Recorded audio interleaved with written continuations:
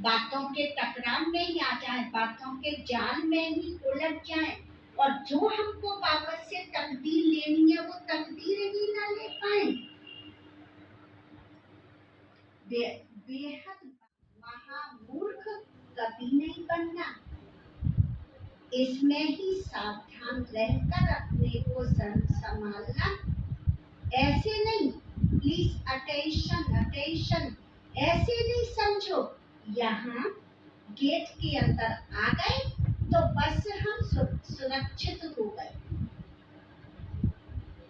नहीं, कोई समझते हम तो ना है ही बाबा के घर में, मधुबन में रहती है तो सेंटर पे रहती है तो काय का डर, बाबा हमारी रक्षा करेगी करेगी, कुछ नहीं करेंगे बाबा, स्थिति हमारी रक्षा करेगी, स्थान रक्षा नहीं करेगा। प्लीज अटेंशन अटेंशन, स्थान रक्षा नहीं करेगा, हमारी अपनी आंतरिक पावरफुल पॉजिटिव पीसफुल स्थिति ही हमारी रक्षा कर सकेगी।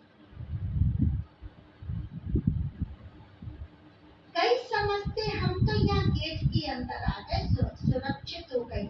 नहीं, मनाने का नहीं, सुरक्षा तो अपनी स्वयं ही करनी है। आप ये सोचिए आज की मुरली से ज्यादा और क्या बताया जाएगा। अगर कोई भी अभी और है, अगर कोई भी धारणा में कमी है तो माया उधर से ही घुसाएगी। जिस भी धारणा की कमी होगी उसी तरफ से माया आ जाएगी, इधर भी टक्कर के खिलाती रहेगी भाव से स्वभाव से। फिर बाप इतना जो पढ़ाते हैं ना वो सब किनारे हो जाएगा। ऐसे टक्कर चक्कर की बातों में गिर जाएंगे।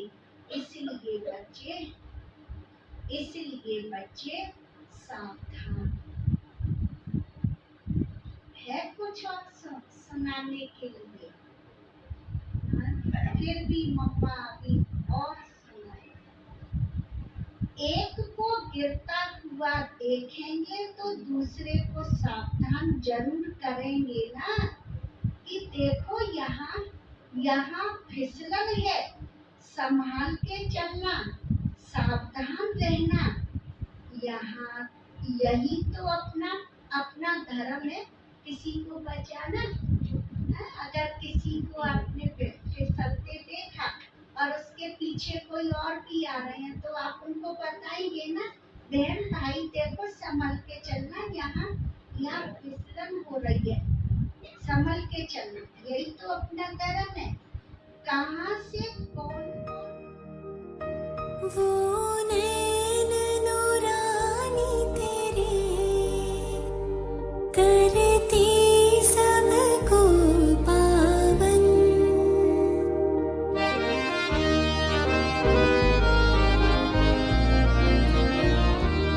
वो नैन नूरानी तेरे करती सबको पावन। सुन मृदुवाणी तेरी बन जाए मन मधुबन, जो भी तुझे देखे वो समझे तुम्हें अपनी माँ। मीठी प्यारी मम्मा, ममतामयी जगदम्बा।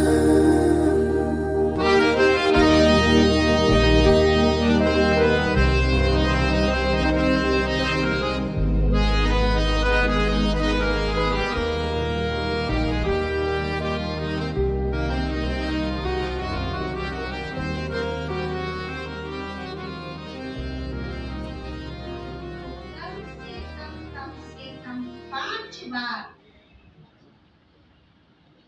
जरूर सुनेंगे, सभी जरूर पढ़ेंगे, कम से कम 5 बार।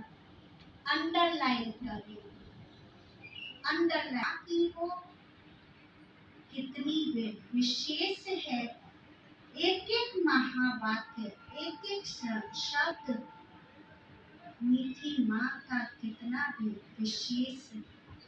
इसलिए प्लीज आज से, अभी से, जहाँ भी हम लोगों को अपने में कमी दिखाई दे, जरूर परिवर्तन कर ले, नहीं तो फिर प्यार भरा मीठी माँ का फोटो भी और साथ में अलग अलग उसके पीछे मीठी माँ का वरदान भी होगा।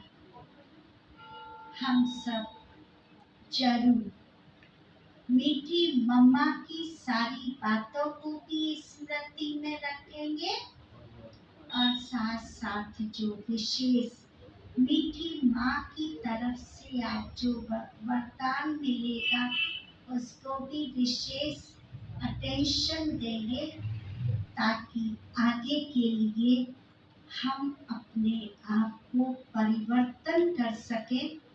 आज मीठी माँ ने एक बात बहुत अच्छी कही, अच्छी तो सभी है, पर एक बात और कि चेक करने की भी पावर चाहिए, क्या राइट है, क्या क्या रॉन्ग है। कभी कभी हमारे में वो चेक करने की भी पावर नहीं होती है। रॉन्ग को राइट, राइट को रॉन्ग समझ कर के हम चल लेते हैं, जिससे अपनी लाइफ में बहुत बड़ा नुकसान उठा लेते हैं। कहीं ऐसा ना हो, तो चेक करने की बहुत बड़ी पावर चाहिए। बाकी तो क्या रिपीट करूंगी, समय बहुत हो चुका है। मीठी मम्मा की विशेष कुछ धारणाएं आई हैं, मैं सभी सेंटर पे उनको जरूर भेजूंगी। हमारी सभी बहनें अपनी अपनी क्लास में उनको जरूर सुनाइए। आज मैं नहीं सुनाती हूँ क्योंकि समय काफी हो चुका है, इसलिए नहीं सुनाती, पर सभी बहनें जरूर सुनाएंगी। मैं उसकी कॉपी करा के सभी बहनों को दूंगी, सभी जरूर सुनाएंगी। बाकी तो हम सभी को पता है, हमारी मीठी मीठी माँ 28 वर्षों में ही यज्ञ की स्थापना में ही आप आई, और दादी प्रकाश मणि जी और मीठी मम्मा दोनों स्कूल में एक साथ एक ही क्लास में पढ़ती थी, तो दोनों का आपस में ना फ्रेंडशिप था। तो दादी प्रकाश मणि जी जब थी, तो जब भी हम बहनों के साथ में बैठती थी, तो मम्मा के बारे में बहुत कुछ बताती थी कि मम्मा शुरू से ही सरल स्वभाव, मीठा व्यवहार, मीठी वाणी, ये सब गुण मम्मा में थे। लेकिन थोड़ा मम्मा फैशनेबल थी, उनको अच्छी अच्छी डिजाइनों के कपड़े पहनना ये सब बहुत ही पसंद था मम्मा को। लेकिन जैसे ही बाबा का परिचय मिला, तो कहा त्याग की भी प्रतिमूर्ति थी। इतना बड़ा त्याग किया, इतना बड़ा त्याग किया। बाबा ने एक बार मम्मा से पूछा, मम्मा कोई बहुत अच्छा कपड़ा पहन के आई थी, तो मम्मा से बाबा ने पूछा कि तुम पीताम्बर से शादी करोगी या तो तुम सूट बूट वाले से करोगी। सूट बूट वाला माना जो अच्छे से पहन के रहती हैं, तो कहा तुम सूट बूट वाले से करोगी शादी या फिर तुम पीताम्बर से करोगी। तो क्या कहा होगा मम्मा ने, क्या कहा होगा मम्मा ने? मम्मा ने कहा पीताम्बर सितंबर वाले से करूंगी बस। पूरा राइट फैसला हो गया, जजमेंट हो गया। मम्मा ने उसी समय से त्याग करना शुरू कर दिया। ऐसी मम्मा थी, और इतनी कम एज वाली, लेकिन मम्मा की जो पालना थी वो जैसे माँ जैसी थी। तो बुजुर्ग भी मम्मा को माँ कहते थे, यहाँ तक कि मम्मा की लौकिक माँ भी मम्मा को माँ कहती थी, क्योंकि उनकी पालना ही ऐसी थी, माँ जैसी थी। बिल्कुल माँ की तरह पालना करती थी। बहनें तो और भी थी उस समय में, लेकिन प्यारे बाबा ने मम्मा को ही निमित्त बनाया सभी की पालना करने के लिए। और कोई भी बात किसी भी वत्स की ऐसी कोई होती थी जो बाबा से नहीं कह पाते थे, तो मम्मा से जाकर के जरूर कहते थे। तो मम्मा उस बात का फिर समाधान बहुत सहज रीति से ही कर देती थी। मम्मा को 28 वर्ष तक शरीर में रह करके पुरुषार्थ का समय मिला। मम्मा का आंतरिक पुरुषार्थ बहुत ऊंचा था, और दो बातें मम्मा ने विशेष अपनी लाइफ में अपनाई थी। एक बात तो हुक्मी हुक्म चला रहा है, हुक्मी हुक्म चला रहा है, माना जैसा बाबा कहे हाँ जी हाँ जी हाँ जी। मम्मा ने कभी उसमें क्यों क्या कैसे नहीं कहा, अपना संकल्प नहीं चलाया। मैं जरा सी देर में पूरा करती है एग्जाम्पल दे करके। एक बार बाबा ने मम्मा को कहा कि मम्मा हलवा बनाना है, आज पापा का मन है, बाबा इस पार्टी को हलवा खिलाएंगे। तो मम्मा झट से किचन में गई, खुद बनाने लगी। आधा ही बन पाया था कि किसी बहन ने आके कहा, मम्मा आप क्या करोगी हलवा बना करके, पार्टी तो चली गई। बाबा ने पार्टी को विदाई दे दी। मम्मा ने हलवा बनाना बंद नहीं किया।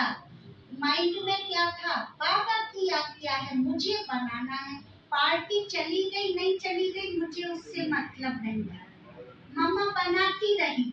जैसे ही हलवा बनके तैयार हुआ, बाबा खुद चल के आए किचन में, कहा मम्मा हलवा तैयार हो गया। मम्मा बोली हाँ बाबा। बाबा ने कहा जल्दी से टिफिन में डालो। फटाफट डाला, किसी भाई को जल्दी से बस स्टैंड पर भेजा। बस स्टैंड पर भी बस ऐसे खाली उस समय ना स्टार्ट ही हुई थी। उस भाई ने तुरंत ड्राइवर को ऐसे हाथ दिया, रोको। बस को रोका, गरम गरम टिफिन का हलवा उस पार्टी की जो मैन थी उसको पकड़ा दिया। उसने कहा पूरी पार्टी को, देखो बाबा ने मम्मा ने अपने लिए गरम गरम हलवा बना करके भेजा है, सबको खिलाया। कितनी दुआएं, कितना प्यार उस समय एहसास हुआ।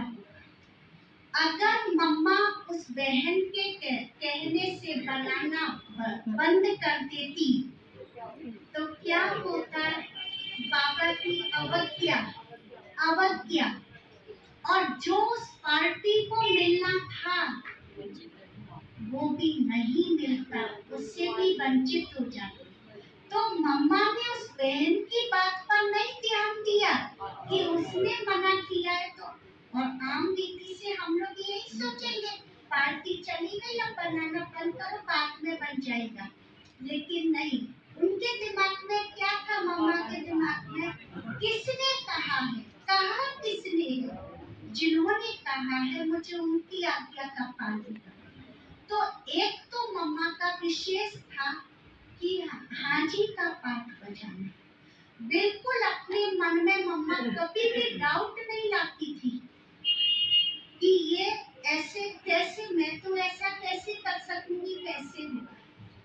दूसरा था कि मम्मा का विशेष जो पुरुषार्थ रहा और 28 वर्षों में जो नंबर 1 जाने का जो रहस्य रहा वो क्या था, हर घड़ी मेरी अंतिम। मम्मा का ये स्लोगन था, हर घड़ी मेरी अंतिम घड़ी है। मम्मा ने अपने एक एक मिनट तो क्या, अपने एक एक सेकंड को भी अंतिम अंतिम घड़ी माना, इसलिए नंबर 1 चली गई। इतने कम समय में को शांत करके। तो आज सुनाने के लिए तो बहुत कुछ है, पर मैं तो इतना ही कहूंगी कि सच्ची सच्ची श्रद्धांजलि कहे, चाहे पुष्पांजलि कहे, चाहे हम सभी स्नेहांजलि कहे, वो यही है कि जो भी मम्मा ने किया और मम्मा की जो भी विशेषताएं थी, जो भी धारणाएं थी, उन सबको हम अपनी लाइफ में प्रैक्टिकल में ले आए। यही हमारी सच्ची सच्ची श्रद्धांजलि, पुष्पांजलि और स्नेहांजलि होगी। तो आज हम सभी ऐसे अपनी मीठी माँ की, और आज की वाणी में तो माँ ने विशेष हम सबको ही सावधान कर दिया है। तो हम सभी विशेष इन बातों का टेंशन रख करके चलेंगे। कल विशेष एक कार्यक्रम रहेगा 7:30 बजे कल, जो हमारी तो अनुभव नहीं कोई शेयर कर सकता, लेकिन हम तो देखिए ना तो हमने बाबा को देखा ना मम्मा को देखा, हमने तो अपनी सामने बैठी हुई मम्मा को देखा है। और इन्हीं से हम सभी लोग, चाहे सोशल मीडिया पर कितने भी वीडियोस हों ब्रह्मा बाबा के बारे में, अन्य सभी दीदियों के बारे में, लेकिन जो अनुभव हमें दीदी सुनाती हैं, हमें वही चीज़ समझ में आती है। तो हम तो यही जानते हैं कि बाबा से चाहे मिलाने का सौभाग्य हमें मिला हो, चाहे और अन्य लोगों के बारे में जानने का, वो हमारा माध्यम हमारी आदरणीय बड़ी दीदी ही हैं।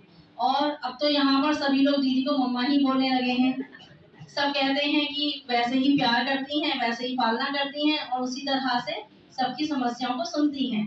तो बहुत अधिक नहीं बोलूँगी क्योंकि अभी ये कार्यक्रम में हम लोगों को भी जाना है, लेकिन यहाँ आज मम्मा का जो पुण्य तिथि दिवस है, मैं बहुत ही सम्मान के साथ और पूरा विनम्र श्रद्धांजलि देते हुए मम्मा के चरणों में नमन करती हूँ।